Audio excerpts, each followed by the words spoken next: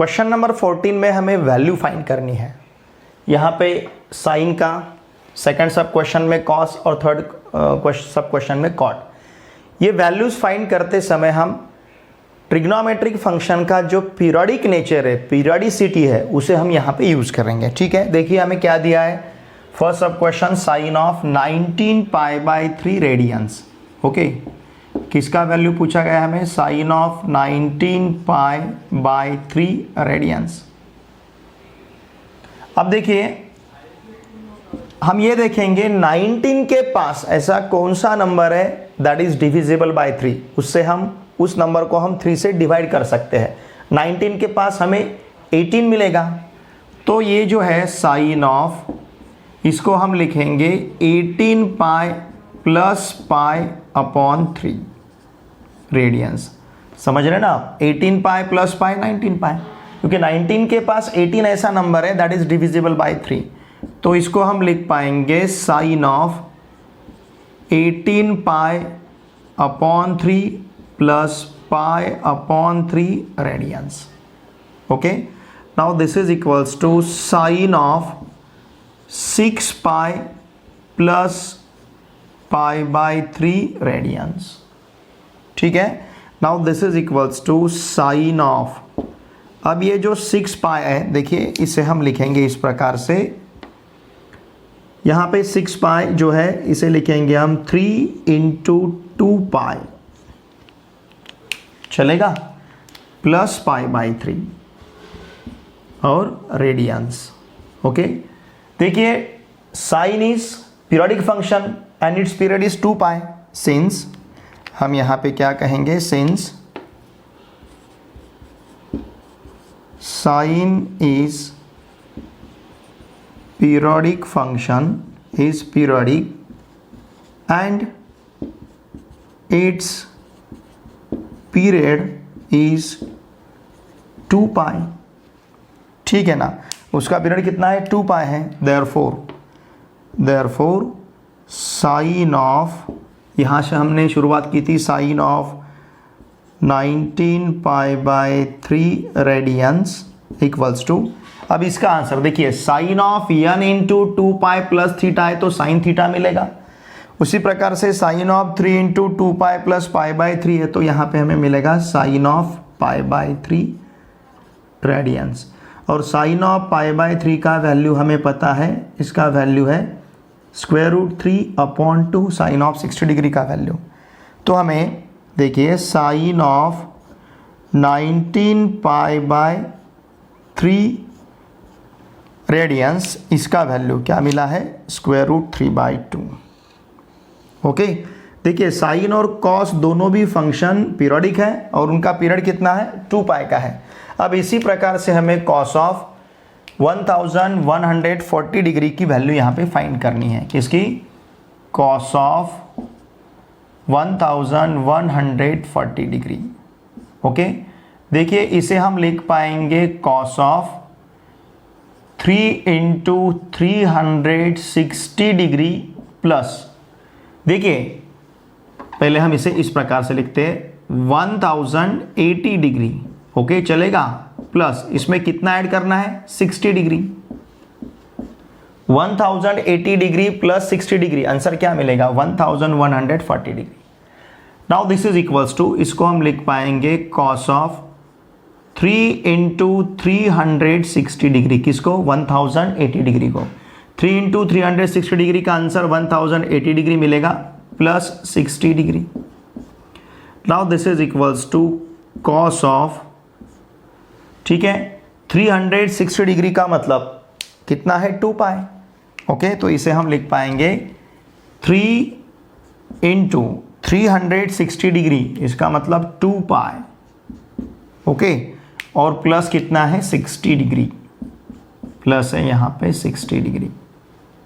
ठीक है, देखिए अब एक्चुअली यहाँ पे n इंटू 2 पाई ऐसा मिला है हमें, n into 2 pi plus theta, cos of n into 2 pi plus theta cos theta है। हम यहाँ पे क्या कहेंगे? Since cos is periodic function and its period is 2 pi. cos periodic function है और इसका पीरियड कितना है 2 पाई है, देयरफॉर ये cos of 1140 degree equals to हमें जो टर्म मिला है इसे हम लिख पाएंगे cos ऑफ 60 डिग्री, क्योंकि हमें पता है cos of n into 2 pi plus theta क्या रहता है cos थीटा। ठीक है, और cos ऑफ 60 डिग्री का वैल्यू हमें पता है कितना है 1/2, therefore cos of 1140 degree equals to answer क्या मिलेगा हमें 1/2। ठीक है, इसका वैल्यू 1/2 मिलेगा। अब इसी प्रकार से हमें कॉट ऑफ 25 पाई/3 रेडियंस का वैल्यू फाइंड करना है। ओके, इसका value cot of 25 पाई/3 radians. Now this is equals to, अब हमें देखेंगे 25 के पास ऐसा कौन सा नंबर है दैट इज डिविजिबल बाय 3, उसको हम 3 से डिवाइड कर सकते हैं, वो है 24। ठीक है ना, तो कॉट ऑफ इसको हम लिखेंगे 24 pi plus pi upon 3 radians. Now this is equals to cot of 24 pi upon 3 plus pi upon 3 radians. Okay, now this is equals to cot of 8 pi plus pi radians. ठीक है, अब इसे हम लिखेंगे cot of 8 यहाँ पे into pi. Okay, और plus कितना है पाई/3 प्लस पाई/3 रेडियंस। देखिए कॉट भी पीरियोडिक फंक्शन है, सिंस क्या कहेंगे हम, cot is periodic and its period is pi. Cot periodic function है, उसका पीरियड कितना है पाई है, इसलिए cos of 8 pi plus pi, cot of 8 pi plus pi का value simply cot of pi रहेगा। देखिए हमारे पास फॉर्मूला है cot of n pi plus theta है तो कितना रहेगा cot theta, therefore cot of 2 पाई/3 रेडियंस, सॉरी 25 पाई/3, कॉट ऑफ 25 पाई/3 रेडियंस, मतलब ये term, this term equals to हम यहां तक पहुंचे थे, लेकिन इसका आंसर हमें सिंपली क्या मिलेगा कॉट ऑफ पाई/3। समझ रहे ना आप? देखिए हर एक फंक्शन यहां पे पीरियोडिक है, हर एक फंक्शन यहां पे क्या है पीरियोडिक है। ठीक है ना, समझ रहे ना? तो कॉट भी यहां का पीरियोडिक फंक्शन है और कॉट का पीरियड कितना है पाई का है, इसलिए cot of 8 pi plus pi का वैल्यू क्या मिलेगा हमें कॉट ऑफ पाई/3, और कॉट ऑफ पाई/3 का वैल्यू है 1/√3। कॉट ऑफ पाई/3 इज 1/√3। इसका मतलब कॉट ऑफ 25 पाई/3 रेडियंस, इसका वैल्यू मिलेगा हमें 1/√3। ठीक है, इस प्रकार से देखिए हमें सब क्वेश्चन फर्स्ट में साइन, सब क्वेश्चन सेकंड में कॉस और सब क्वेश्चन थर्ड में कॉट का वैल्यू पूछा गया था। ठीक है, चलिए अब सॉल्व करेंगे नेक्स्ट प्रॉब्लम। क्वेश्चन नंबर 15 में टोटल 12 सब क्वेश्चंस हैं और यहाँ पे हमें आइडेंटिटीज प्रूव करनी है। ठीक है, सब क्वेश्चन फर्स्ट देखिए हमें यहाँ पे क्या प्रूव करना है, 1 plus tan square a plus 1 plus 1 tan square a equals to 1 sin स्क्वायर a minus sine raise to 4a। यहाँ पे हम इस आइडेंटिटी का LHS कंसिडर करते हैं, 1 plus tan square a plus 1 plus 1 tan square a। Okay, देखिए हमें पता है 1 plus tan square theta equals to क्या है sec स्क्वायर थीटा। ठीक है, तो आइडेंटिटी अगर यहाँ पे यूज करते हैं हम तो 1 plus tan square a equals to लिख पाएंगे हम sec स्क्वायर a। इसे हम सेकंड फंडामेंटल आइडेंटिटी कहते हैं। ओके, और यहाँ पे 1 प्लस 1 tan स्क्वायर a को हम लिखेंगे cot स्क्वायर a। पता है ना हमें 1/tan² a का वैल्यू क्या है, cot² a। ठीक है, देखिए यहाँ पे चाहे तो हम जस्टिफाई भी कर सकते हैं, सिंस 1 + tan² इक्वल्स टू क्या है, sec²θ। ओके, अब देखिए 1 + cot² a का वैल्यू भी हमें पता है, 1 + cot² a, इसका वैल्यू क्या है, cosec² a। यह है यहाँ पे third fundamental identity, since 1 + cot²θ equals to cosec²θ। ठीक है, अब sec² a पता है हमें, what is sec² a, sec² is 1/cos² a, because sec a equals to 1/cos a, cosec² a 1/sin² a। अब यहाँ पे अगर हम क्रॉस मल्टीप्लिकेशन लेते हैं तो sin² a फिर plus cos² a upon cos² a into sin² a। Okay, sin² a plus cos² a by first fundamental identity, इसका वैल्यू 1 रहेगा, अपॉन देखिए क्या है हमारे पास, cos² a into sin² a। Okay, हमें पता है, देखिए ध्यान दीजिए, sin² θ plus cos² equals to 1 रहेगा। ठीक है ना, तो यहाँ पे हमने sin² a plus cos² a का वैल्यू लिया है 1। Now this is equals to 1 upon, अब ध्यान दीजिए cos² a को हम लिख पाएंगे जैसे sin² θ plus cos² θ equals to अगर 1 है तो cos² θ इक्वल्स टू क्या मिलेगा, 1 - sin² θ। उसी प्रकार से cos² a को लिखेंगे हम 1 - sin² a into sin² a। ये हमने क्यों लिखा यहाँ पे, बिकॉज हमें आंसर sin a में चाहिए। ठीक है, now this is equals to, look here, sin² a से अगर हम मल्टीप्लाई करते हैं, चलो इधर लिखेंगे हम, ध्यान दीजिए, अगर हम यहाँ पे sin² a से इस ब्रैकेट को मल्टीप्लाई करते हैं तो क्या मिलेगा, 1 अपॉन, ध्यान दीजिए sin² a से 1 को मल्टीप्लाई किया तो sin² a। Okay, sin² a से sin² a को मल्टीप्लाई किया तो sin⁴a। 1 upon sin² a minus sin⁴a, ऐसा हमें यहाँ पे आंसर मिला है, और यही यहाँ का RHS है। This is equals to RHS, therefore LHS equals to क्या मिला है हमें, RHS। ओके, हमने LHS से यहाँ पे शुरुआत की थी, 1 + tan² a प्लस 1 + 1/tan², इससे हमने शुरुआत की थी, और हम कहाँ तक पहुँचे, 1/sin² a माइनस sin⁴a। ठीक है, देखिए यहाँ पे हमने टोटल 3 फंडामेंटल आइडेंटिटीज यूज की है। 1 + tan² θ इक्वल्स टू sec² θ, इसे हम सेकंड फंडामेंटल आइडेंटिटी कहते हैं। 1 + cot² θ इक्वल्स टू cosec² θ, इसे हम थर्ड फंडामेंटल आइडेंटिटी कहते हैं। और sin² θ plus cos² θ equals to 1, इसे हम फर्स्ट फंडामेंटल आइडेंटिटी कहते हैं। ठीक है, 1/tan² a को हमने cot² a लिखा है, और यहाँ पे sec² a का 1/cos² a, cosec² a का 1/sin² a यहाँ पे वैल्यू सब्स्टिट्यूट किया है। ठीक है, अब इसी तरह से हमें सेकंड सब क्वेश्चन सॉल्व करना है। सेकंड सब क्वेश्चन में हमें क्या प्रूव करना है, देखिए cos² a -1 into cot² a plus 1 equals to -1। Okay, यहाँ पे हम LHS कंसिडर करते हैं। What is LHS? LHS है हमारे पास cos² a -1 into cot² a plus 1। ठीक है, देखिए हमारे पास थर्ड फंडामेंटल आइडेंटिटी है, हमें पता है 1 + cot² θ इक्वल्स टू क्या रहेगा, cosec² θ। It is third fundamental identity, 1 + cot² θ equals to cosec² θ।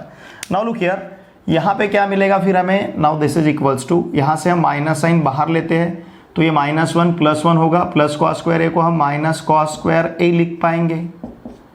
Okay, यहाँ से हमने माइनस साइन बाहर लिया, और cot² a प्लस 1 का वैल्यू कितना रहेगा, by using this identity cosec² a, यहाँ पे वैल्यू रहेगा cosec² a। ओके, देखिए हमें फर्स्ट फंडामेंटल आइडेंटिटी पता है, sin² θ plus cos² θ equals to 1।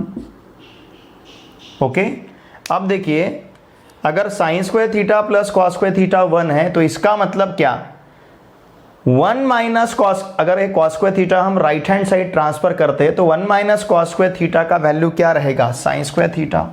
Now this is equals to minus, तो 1 माइनस कॉस स्क्वायर ए को हम लिख पाएंगे साइन स्क्वायर ए इंटू हमारे पास क्या है, cosec square A. Okay, now this is equals to minus sine square A into cosec square A को हम लिख पाएंगे 1 अपॉन साइन स्क्वायर ए, क्योंकि हमें पता है cosec A equals to 1 upon sine A, तो cosec square A equals to 1 upon sine square A. ये यहाँ का साइन स्क्वायर ए इस साइन स्क्वायर ए के साथ कैंसिल होगा, दिस इज इक्वल्स टू क्या बचेगा फिर, -1, और यही यहाँ का RHS है, ये हमें प्रूव करना था। Cos square A -1 into cot square A +1 equals to -1, therefore LHS equals to RHS। ठीक है, इसी प्रकार से थर्ड सब क्वेश्चन सॉल्व करते हैं। सब क्वेश्चन थर्ड में देखिए हमें क्या प्रूव करना है, sine theta plus sec theta bracket square plus cos theta plus cosec theta bracket square equals to 1 plus cosec theta into sec theta bracket square. ठीक है, अब यहाँ पे हम LHS कंसिडर करते हैं, क्या LHS देखिए, sine theta plus sec theta bracket square plus cos theta plus cosec theta bracket square.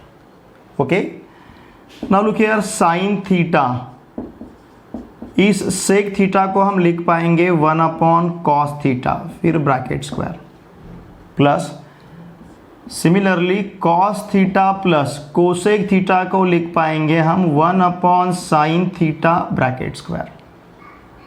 Now this is equals to, अगर इसको इसके साथ मल्टीप्लाई करते हैं तो क्या मिलेगा, sine theta into cos theta plus 1 upon cos theta फिर ब्रैकेट स्क्वायर। ओके, प्लस इसको इसके साथ अगर मल्टीप्लाई करते हैं तो cos theta into sine theta plus 1 upon sine theta bracket square. ठीक है, अब देखिए दोनों प्लेसेस पे ये टर्म सेम है, ठीक है ना, तो हम क्या करेंगे, sine theta into cos theta plus 1, actually देखिए इसको मैं पहले इस प्रकार लिखता हूँ, sine theta into cos theta bracket square, sine theta into cos theta plus 1 bracket square upon क्या रहेगा, ये रहेगा हमारे पास कॉस स्क्वायर थीटा, मतलब कॉस थीटा ब्रैकेट स्क्वायर, ऐसे रहेगा ना, हमने ब्रैकेट का स्क्वायर सेपरेट किया है, प्लस यहाँ पे cos theta sine theta plus 1 फिर ब्रैकेट स्क्वायर अपॉन यहाँ रहेगा हमारे पास साइन स्क्वायर थीटा या फिर साइन थीटा ब्रैकेट स्क्वायर, आप इसे इस प्रकार से भी लिख सकते हो। ठीक है, अब देखिए ये टर्म और ये टर्म सेम ही है, तो इस टर्म को अगर हम बाहर लेते हैं, sine theta into cos theta plus 1 bracket square, इसे अगर हम कॉमन लेते हैं तो क्या बचेगा, यहाँ पे रहेगा हमारे पास 1 upon cos theta bracket square मतलब कॉस स्क्वायर थीटा, यहाँ पे रहेगा 1 upon sine theta bracket square मतलब साइन स्क्वायर थीटा। ठीक है, ये टर्म हमारे पास है। अब देखिए यहाँ रहेगा sine theta cos theta plus 1 bracket square into, अगर इसे मल्टीप्लाई किया तो sign square theta plus cos square theta upon cos square theta into sine square theta, ऐसे रहेगा। ठीक है, अब देखिए हमें पता है sign square theta plus cos square theta का वैल्यू 1 है, देखिए ये मिलेगा हमें sine theta into cos theta plus 1 into क्या रहेगा 1 upon cos square theta into sine square theta. ठीक है, क्यों, क्योंकि यहाँ पे देखिए हम लिख सकते हैं since sine square theta plus cos square theta equals to value कितना है, 1 है, तो इस वजह से इसका वैल्यू 1 बनेगा। ओके, अब देखिए इसे हम आगे सॉल्व करते हैं। ओके, देखिए ये यहाँ पे स्क्वायर है, ठीक है ना, स्क्वायर है इस टर्म का, ये भी स्क्वायर है, ये भी स्क्वायर है, यहाँ पे भी सॉरी ये स्क्वायर का टर्म है, देखिए ऐसा है ना साइन स्क्वायर थीटा, ओके। तो ये टर्म इस प्रकार से हमें मिला है, यहाँ पे भी स्क्वायर है, यहाँ पे भी स्क्वायर है, ठीक है। अब देखिए इसको किस प्रकार से लिखेंगे, ध्यान दीजिए, ये sine theta into cos theta plus 1 bracket square है इंटू ये जो टर्म हमें दिख रहा है cos square theta into sine square theta, हम इसे इस प्रकार से भी लिख सकते हैं cos theta sine theta bracket square. यहाँ पे जो cos square theta into sine square theta है उसको हमने क्या लिखा, cos theta sine theta bracket square. Cos theta sine theta bracket square लिया, देखिए cos theta sine theta bracket square अगर आपने लिया तो यही टर्म मिलेगा, cos square theta sine square theta. अब ये ब्रैकेट स्क्वायर है, ये ब्रैकेट स्क्वायर है, ये दोनों टर्म को हम मर्ज करेंगे, इन दोनों टर्म को हम लिख सकते हैं sine theta cos theta plus 1 upon यहाँ पे रहेगा cos theta into sine theta और ब्रैकेट का स्क्वायर। दोनों टर्म को हमने साथ में मर्ज किया, ठीक है। अब अगर यहाँ पे डिनोमिनेटर हम सेपरेट करते हैं तो क्या मिलेगा, sine theta cos theta upon cos theta sine theta plus 1 upon cos theta sine theta bracket square, okay. इस टर्म को इस टर्म के साथ हम कैंसिल कर सकते हैं, 1 प्लस 1 अपॉन ये रहेगा cos theta into 1 upon sine theta. इस प्रकार से इसको हम लिख सकते हैं bracket square. 1 upon cos theta sine theta को हमने क्या लिखा, 1 upon cos theta into 1 upon sine theta. What is 1 upon cos theta, 1 upon cos theta is sec theta, 1 upon sine theta cosec theta bracket square. यही हमें prove करना था, 1 plus cosec theta sec theta bracket square. चाहे तो आप इसे इस प्रकार से भी लिख सकते हो, 1 plus cosec theta into sec theta bracket square. ये हमारे पास RHS, ओके। तो देखिए हमने LHS से शुरुआत की थी और हम कहाँ तक पहुँचे, RHS तक, ठीक है। यही हमें प्रूव करना था, ओके। देखिए स्टूडेंट, आज के इस वीडियो लेक्चर में हमने क्वेश्चन नंबर 14 जहाँ में हमें वैल्यू फाइंड करनी थी ट्रिग्नोमेट्रिक फंक्शन की, साइन कॉस कॉट की हमने वैल्यू फाइंड की by using the periodicity nature of trigonometric function. फिर क्वेश्चन नंबर 15 में हमने सब question first, sub question second और सब क्वेश्चन थर्ड, इन सब क्वेश्चन को बहुत ही अच्छी तरह से, बहुत ही सिंपल लैंग्वेज में आज के इस वीडियो लेक्चर में सीखा है, ठीक है। रिमेनिंग पार्ट हम नेक्स्ट वीडियो लेक्चर में कंटिन्यू करेंगे। Thanks for watching my video.